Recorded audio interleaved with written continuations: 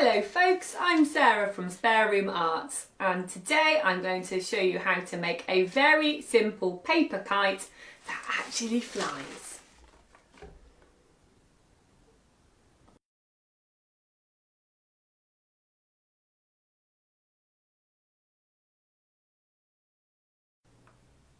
You will need some A4 paper. So if you don't have any paper, don't worry, you can use newspaper, you can use anything really, any form of paper, just make sure it's A4 size. You will need a stick. This is a kebab stick that I've broken the end off because it was quite pointy and a bit dangerous. So now it is a shorter, less dangerous stick. But if you don't have kebab sticks, because it's not really the time of year for them, you can use a lollipop stick by joining two together, or you could just find a stick in your garden. As long as it's quite small and thin, it'll be absolutely fine.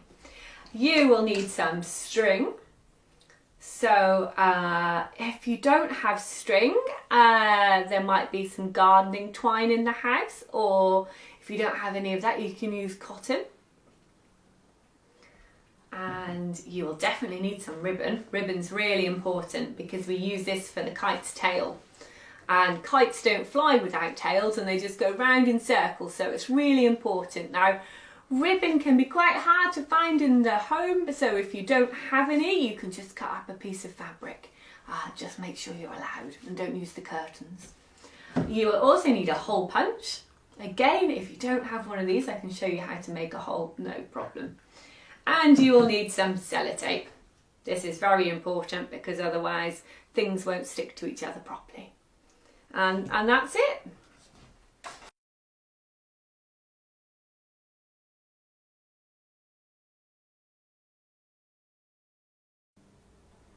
So this is the bit we fold the paper, folks. It's the only tricky bit of the whole thing. But once you've done it, you'll be able to do it 1,000 times.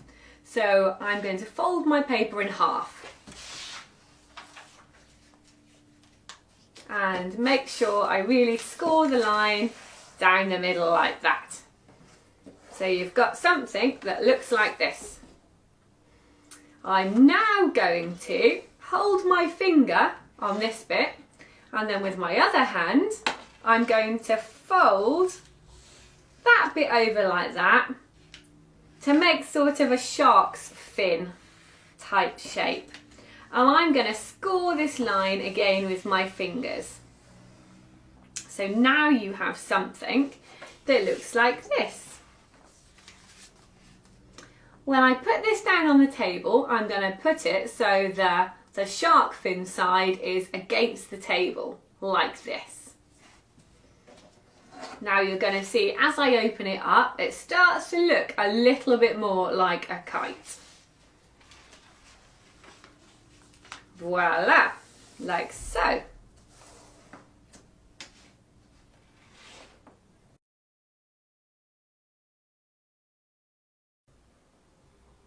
So, to make this a kite, and so it doesn't fall apart, what we need to do is now find our stick, our ribbon and our tape. So, it's our stick.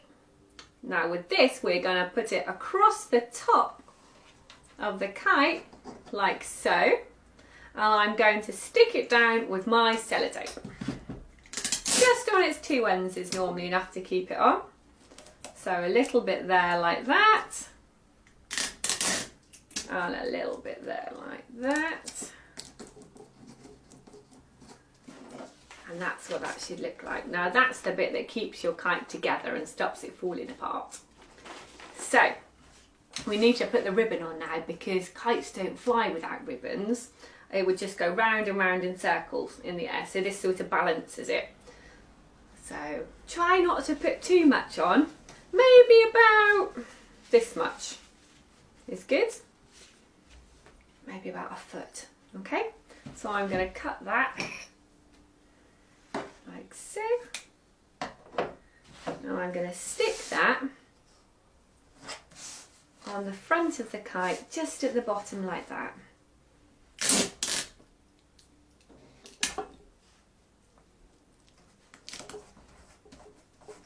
There we go.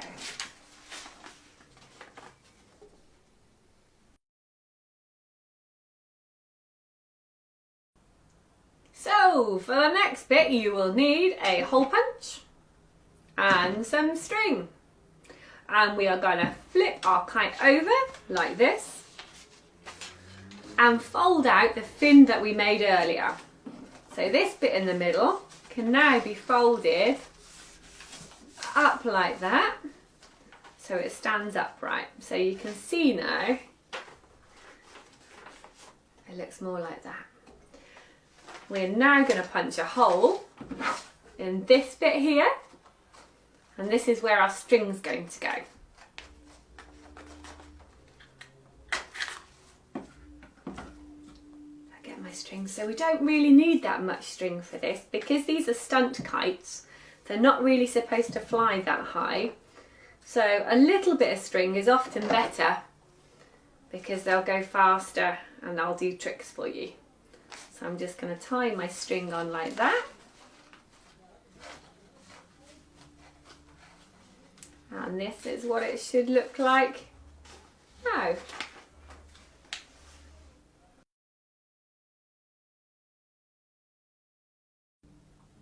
So this is the fun bit. This is the decorating. For this you will need some pens or pencils or anything you've got at home really.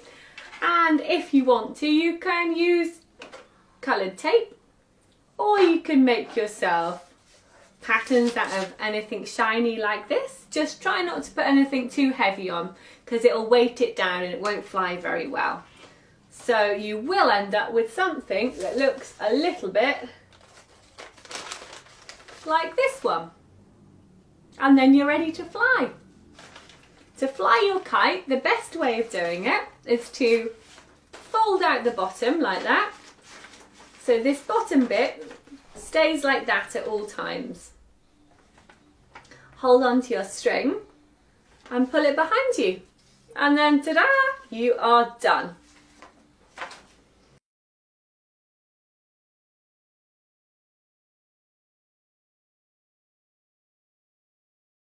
So that's it folks, thanks for tuning in, and we will have some more workshops very soon.